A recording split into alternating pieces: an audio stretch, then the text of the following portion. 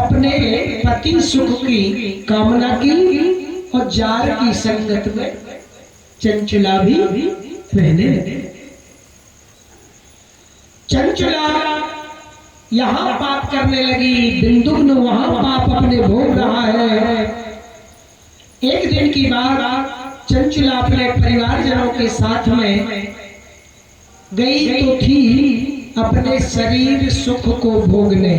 यानी परिवारजनों ने कहा कि फला जगह पे मेला लगा हुआ है।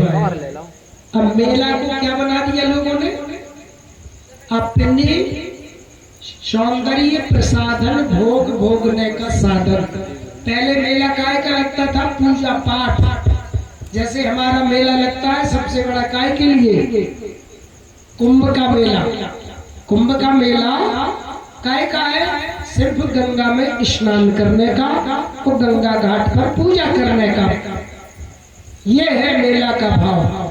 तो मेला उस समय तीर्थों में जाकर के, चंचला को नहीं पता था कि ये तीर्थ में जा रहे हैं, तो तीर्थ के नाम से चंचला परिजनों के साथ में गई। वहां जाकर के शिव मंदिर में शिव पुराण की कथा चल रही थी।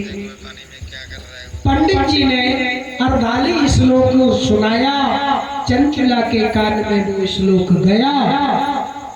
उस श्लोक के जाने से चंचला का शरीर पवित्र होने लगा, पाप कम होने लगे, धुलने लगे पाप।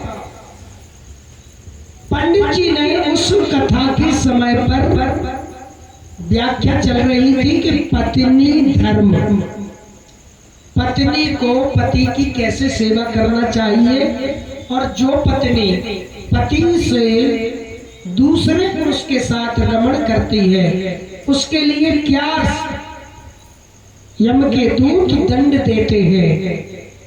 तो उस समय प्रसंग चल रहा था, व्याख्या चल रही थी।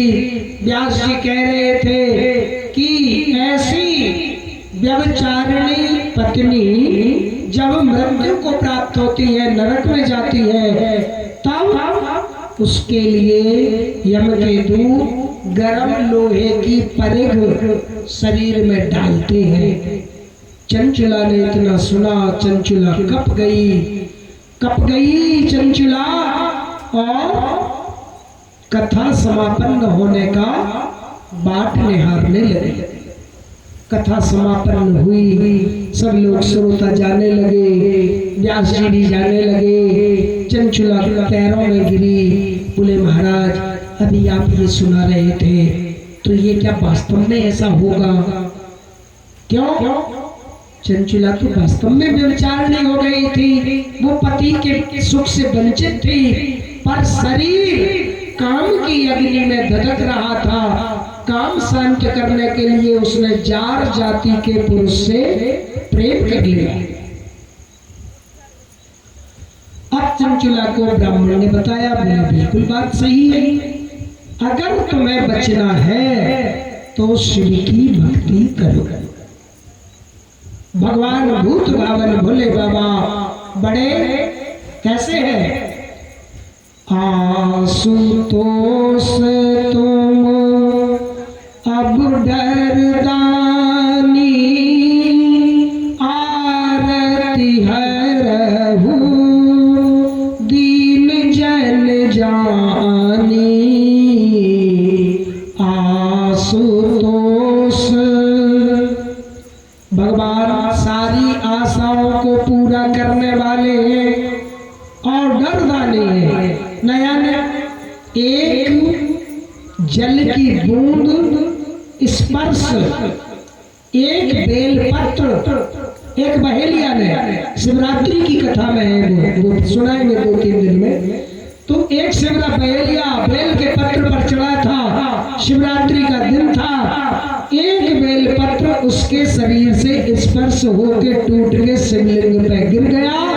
उस शिवलिंग पर एक बेलपत्र समर्पण से बहेलिया उस योनि से छूट करके भगवान शिव के लोक को गया।